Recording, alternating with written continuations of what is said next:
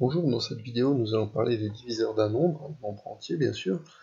Alors un diviseur ou facteur d'un nombre entier, n, est un nombre qui divise dans la division euclidienne le nombre n du coup sans reste. Exemple, on va faire tous les diviseurs de 120.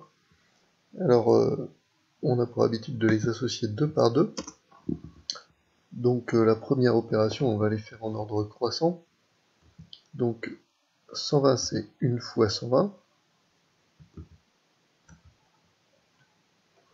J'utilise mes critères de divisibilité, donc 120 c'est dans la table de 2, puisque c'est un nombre pair, c'est 2 fois 60.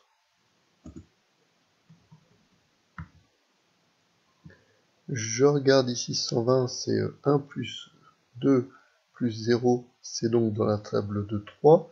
Alors je divise 120 par 3, c'est donc 3 fois 40. Donc j'ai à nouveau deux diviseurs, puisque quand je fais la division, quand il reste 0, le diviseur et le quotient deviennent des diviseurs du dividende. Donc je peux diviser, est-ce que je peux diviser 120 par 4? Tout à fait. Donc, puisque quand je fais 120 divisé par 4, ça me donne 30.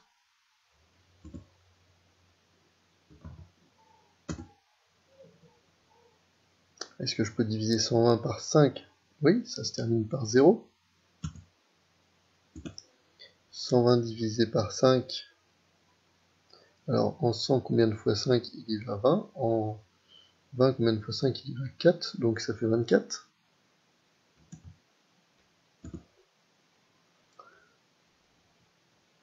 Alors, après 5, il y va 6 fois.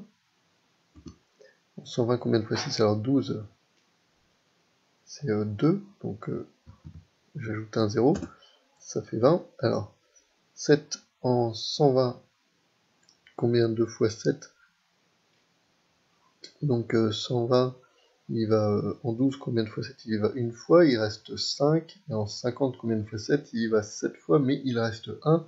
Donc là, comme il y a un reste, 7, c'est pas possible. Alors, j'essaye donc 8. 8 en 12, combien de fois 8? Il y va une fois. J'abaisse, il reste 4, j'abaisse le 0 en 40. Ensuite, combien de fois 8? Il y va 5 fois. Donc c'est également dans les tables 8 fois 15. Ensuite, 9, 1 plus 2 plus 0, ça fait 3, c'est pas dans la table de 9. Ensuite, j'ai 10. Donc 10 fois 12. Et donc 120. Pour terminer, ce n'est pas dans la table de 11, parce qu'en 12, combien de fois 11? On voit bien qu'il va une fois, et il reste 1, j'abaisse le 0. En 10, combien de fois 11? Il va 0 fois, mais il reste 10. Voilà, j'ai effectué tous les diviseurs de 120. Je vais montrer une deuxième méthode.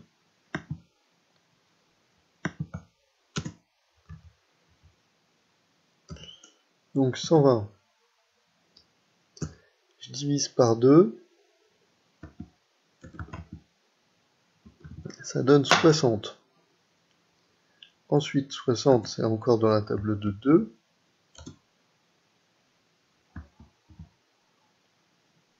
Pardon. 2, ça donne 30. Ensuite, 30, je peux encore le diviser par 2. Ça donne 15. Ensuite, je peux diviser par 3. Ça donne 5. Et donc, je peux écrire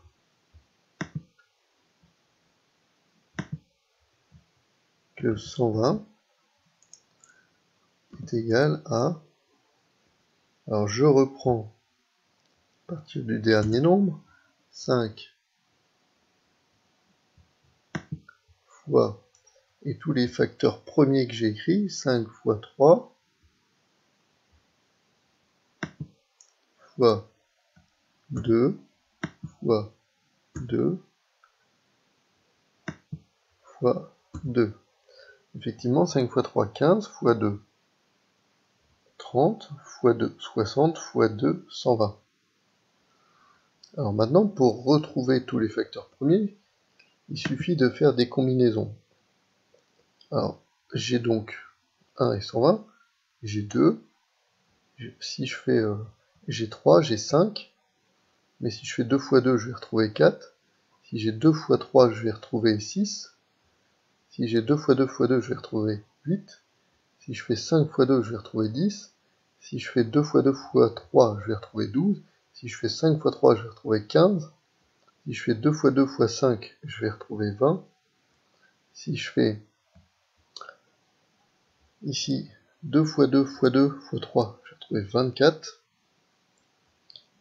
si je fais 5 fois 3 fois 2, 30, 2 fois 2 fois 2 fois 5 pour 40, 5 fois 3 fois 2 fois 2, 60, et enfin, si je multiplie tout, je vais retrouver 120. Alors cette méthode est facile pour trouver la décomposition en facteurs premiers, un petit peu plus compliquée pour retrouver tous les nombres parce que on risque d'en oublier. Voilà, merci de m'avoir écouté, bon travail à vous, n'hésitez pas à me poser des questions, au revoir.